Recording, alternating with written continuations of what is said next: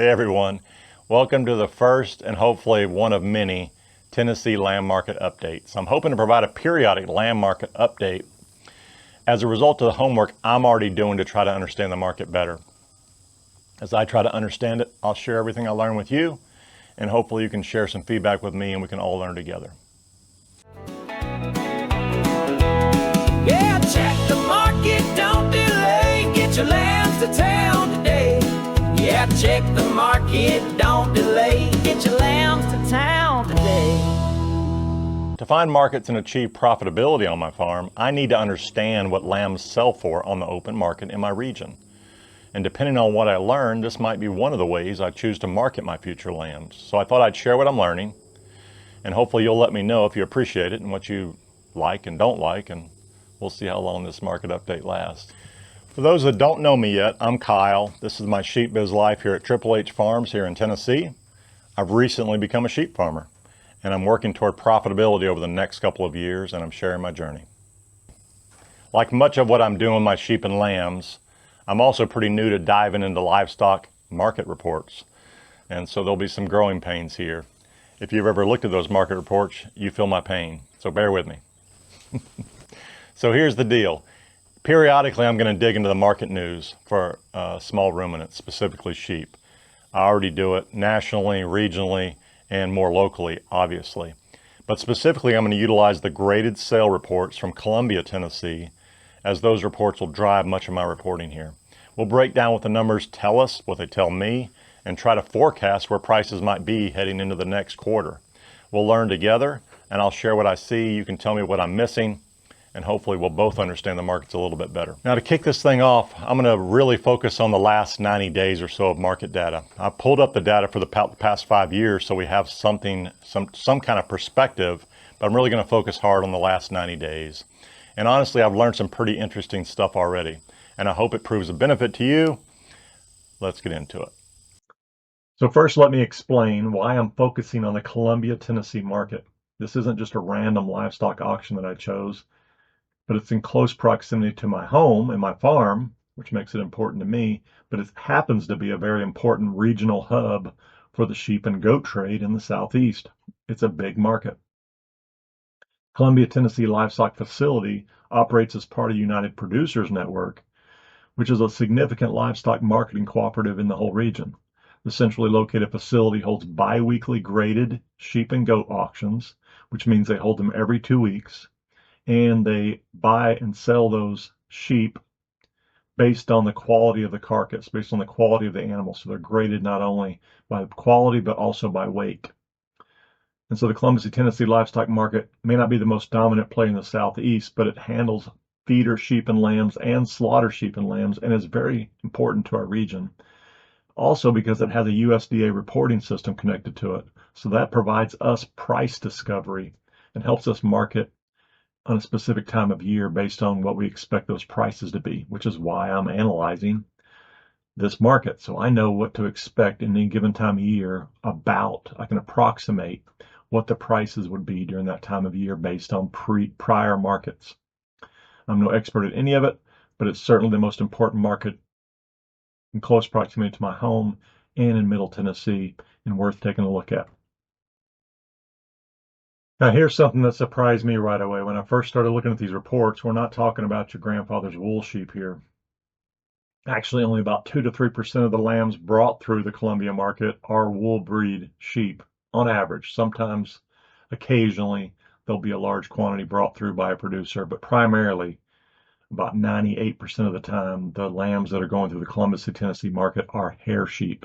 Hair sheep happen to be what I'm raising. And so May and June saw consistent receipts with about 400 to 500 feeder lambs and about 13 to 1400 slaughter lambs.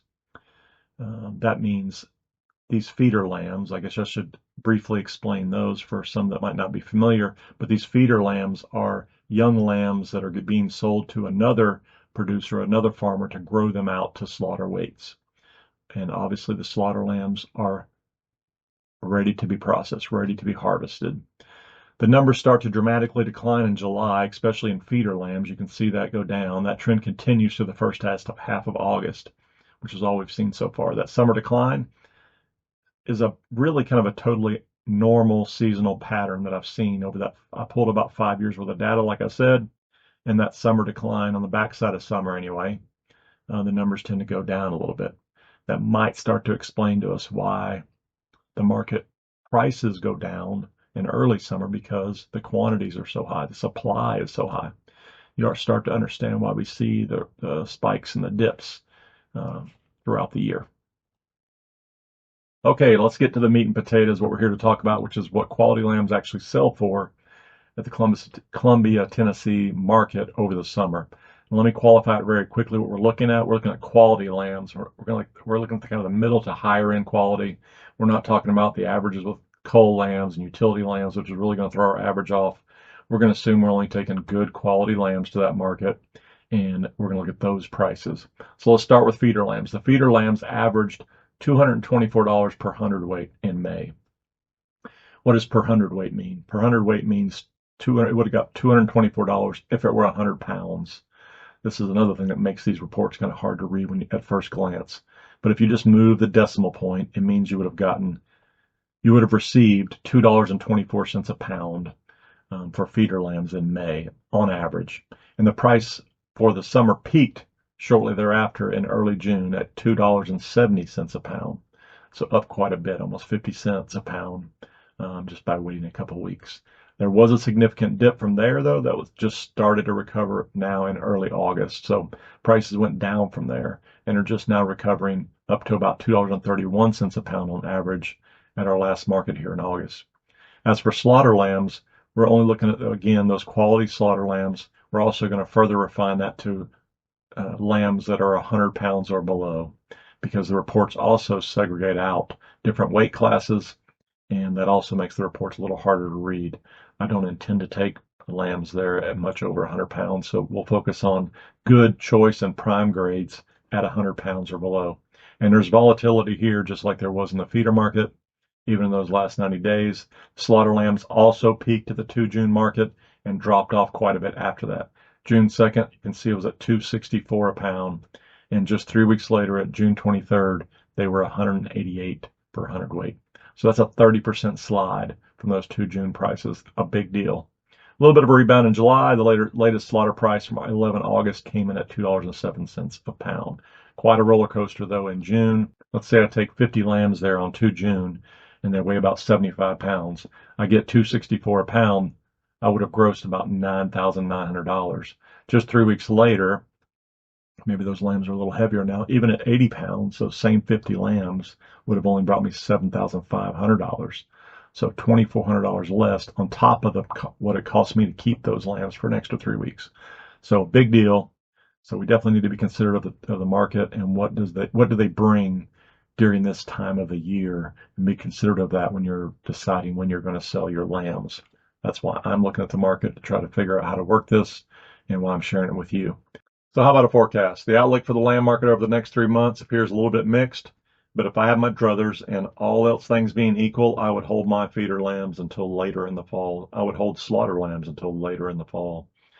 Feeder lambs have shown a little bit of an increase in August, but historical data tells me to predict further volatility as we go into early fall. They might stabilize at elevated levels, but you also could very easily see a dip. They'll recover. Later in the fall is most likely when you're going to see prices recover. Slaughter lamb prices, I would say about the same thing.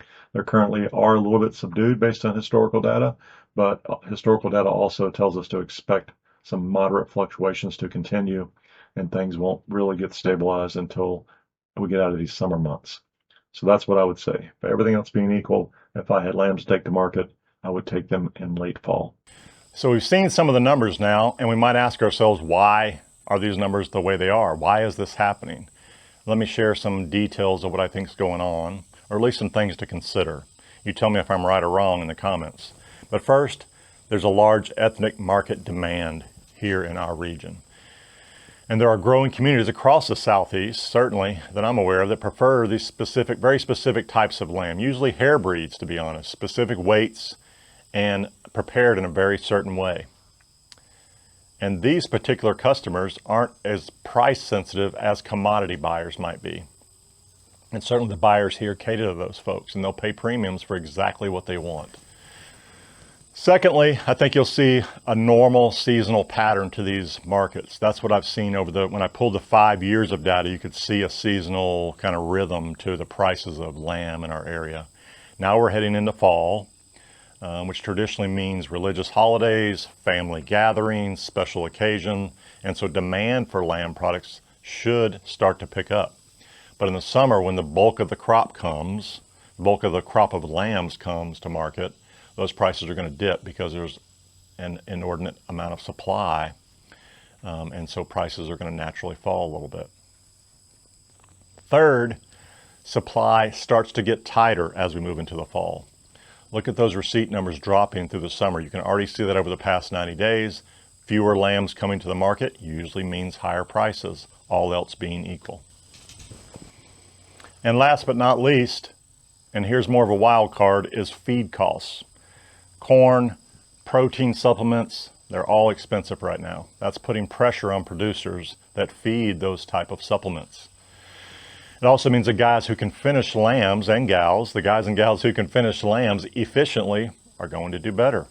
So if you're finishing on grass, or the bulk of your feed is from good pastures, which we have a lot more of this summer with all the rain we've had, you're going to do a little better on the market. You'll have less invested in those lambs, and your profit margins should be wider. And so that's the wild card. It's harder to predict, is where that feed cost is going to be and how much you have to contribute to your particular management style. So I'm planning to do this every couple months at least, possibly more if you guys have a lot of interest, and hopefully I'll be better at spotting trends and making sense of these markets as we go along. Tell me in the comments what you think. Are you seeing similar trends in your area? What am I missing in my analysis? What other market reports should I be looking at? I'd really appreciate that information. Next time, I'm going to have fall data to add to this picture. And interestingly, we will see how accurate my predictions might be, or if they're even close to right. That should be interesting. Thanks for watching, and I'll see you around. Yeah, check the market, don't delay. Get your lambs to town today. Yeah, check the market, don't delay. Get your lambs to town today.